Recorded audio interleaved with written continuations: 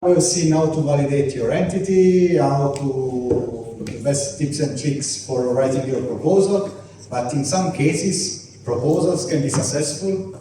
And we asked our coordinator of the SP4EU project, Andreas Gjaere, to present a bit his story, how this happened for him, his views, so that he can guide us through his own experience. This will be his point of view, but we are very happy that he's here and he can tell us this story.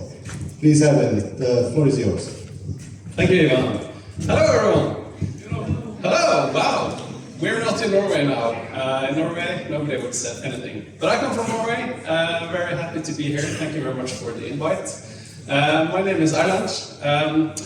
I work at Secure Practice. I'm the founder at Secure Practice, and we are a cybersecurity company started in 2017. And we were successful last year in writing a proposal on an uptake project. And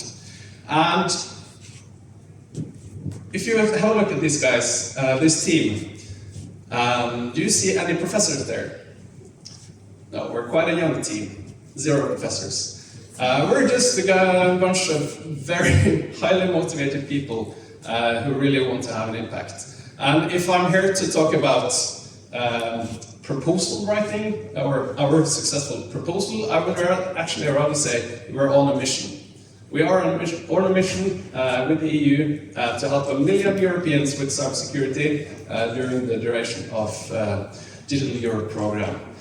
And so it also says, ask me anything. Looks like the graphics are a bit distorted on the presentation, sorry. But ask me anything afterwards.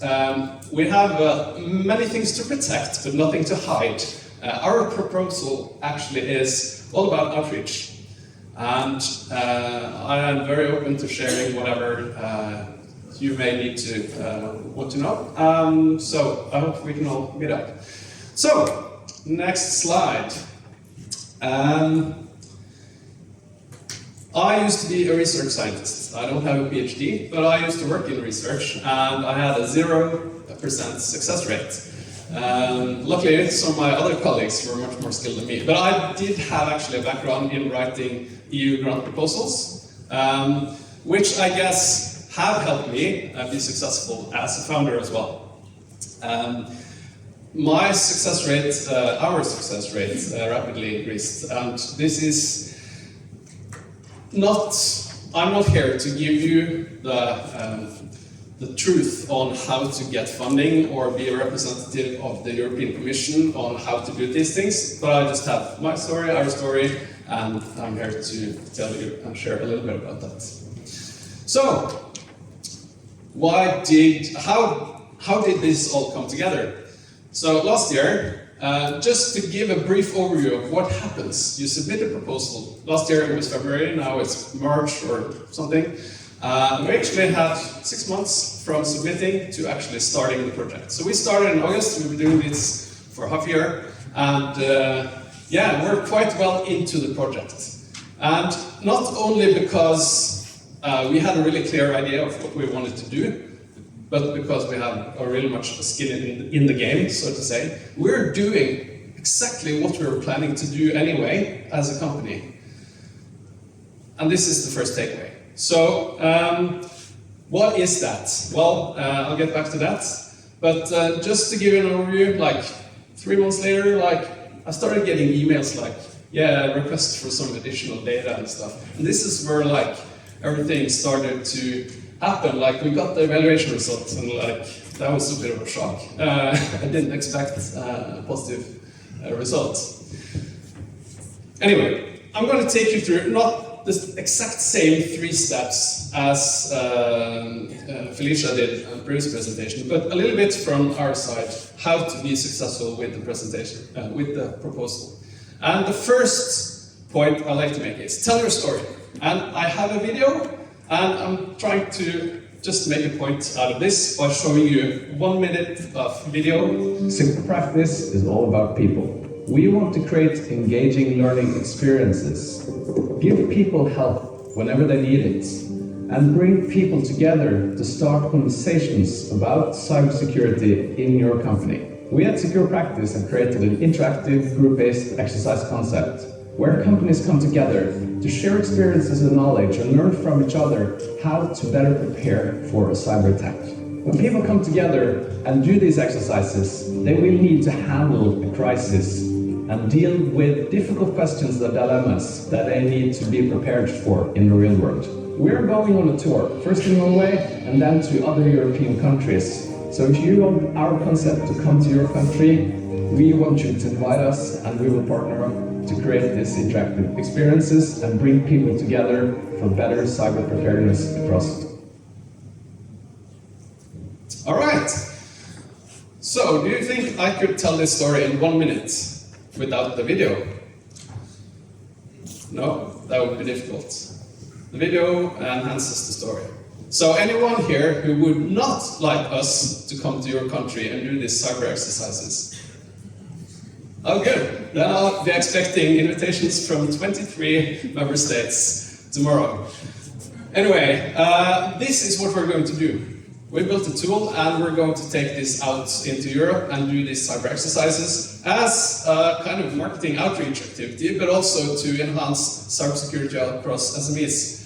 And we're going on a tour in Norway and we're having 1,000 companies coming in over the next months. We actually did a pilot with almost 1,000 participants last year, just to get things started.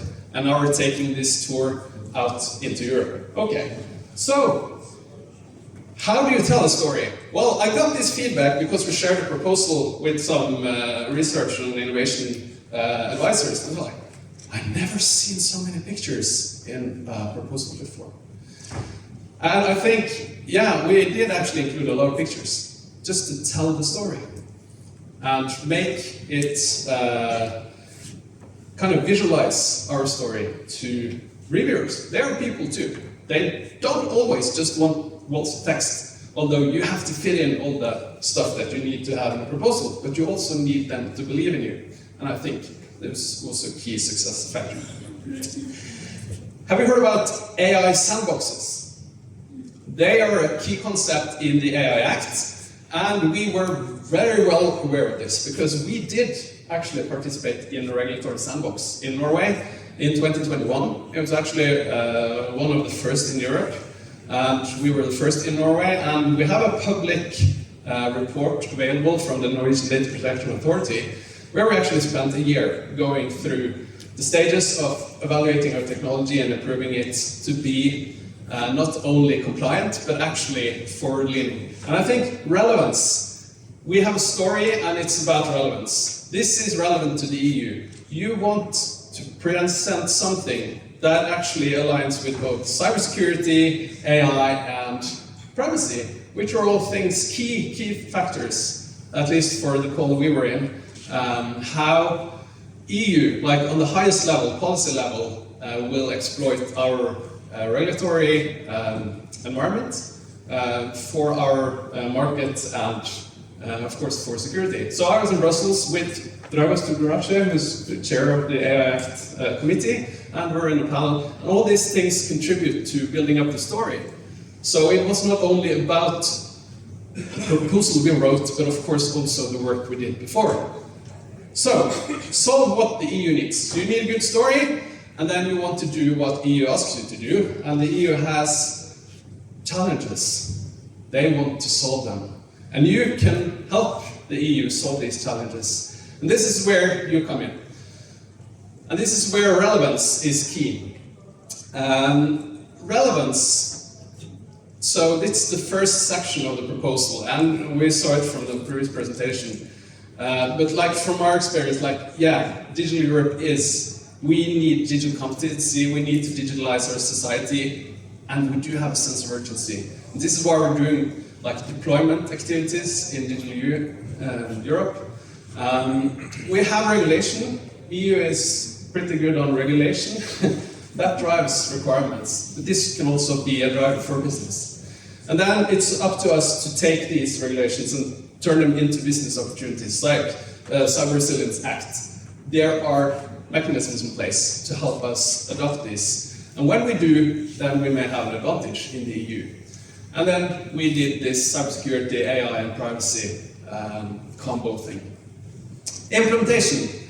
So, all you guys, you got it. The implementation is kind of the easy part. You're the experts in post-quantum cryptography. But here's what you need to do: development, deployment. Not least. This is about like convincing reviewers that your plan will work. We were on an outreach mission for our proposal, and we put so much into showing how we would do outreach, and we are executing on this. And doing outreach is one thing that was for our goal. There are other challenges to solve. But of course, I think implementation is the easy part. We're all experts, right? You got this. But then, the impact. So what? Because these projects aren't designed to be just for the project itself. It is because the EU has challenges they want to solve. And we want to create this lasting change. I was at the information day in Brussels 10 years ago, where someone said, yeah, but I'm not looking for a project just to keep researching off the streets. This was one way. Of course, I did participate in a research project as well, and nothing bad, no offense to them.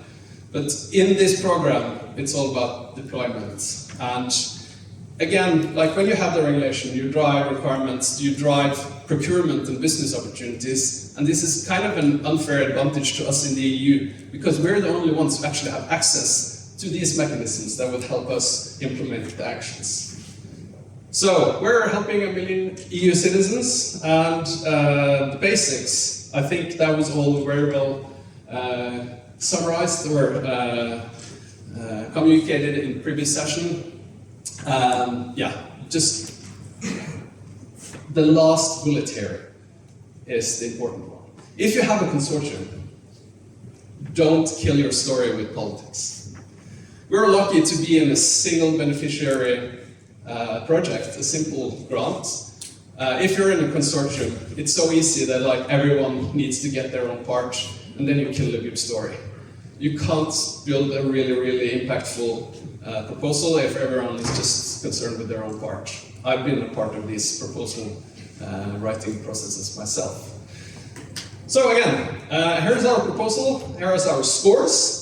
We got a 5 on relevance, very proud of that, 4.5 and 3.5 on implementation. I'm saying, you got this, yeah, we got that, but yeah, we got the money. And if you have any questions about this, I've been through it for our project. Feel free to ask me later, but I guess it summarizes things here. Outreach, that is front and center of our project. There are many ways to assess like communication, dissemination. This is a mandatory deliverable. This was said also. So just in the previous session, mandatory deliverable. Don't fail the basics, like leaving out this dissemination and exploitation plan. It's mandatory, I think, for most all projects, actually. Yes. So, here's to summarize. Tell your story. Be confident about it and have your skin in the game. Because I think this is what really nailed the proposal from my side. Solve what the EU needs, and then the last one, nail the basics, which was left out. So, if you want to invite us to come to your country and do cyber exercises, scan this QR code, add me on LinkedIn, meet up afterwards, send me an email, whatever. I'll be really happy to meet you all. And thank you so much for the ECCC. Thanks a lot, Alan. Thanks a lot. Well, the secret is make the link with the policy. So your proposal is linking to a policy. Please make sure of not using this on the way, and dedicate enough time to all the criteria. So each criterion deserves time, and so you have to address all this. So we have seen with Ireland to put in place what Felicia was presenting earlier.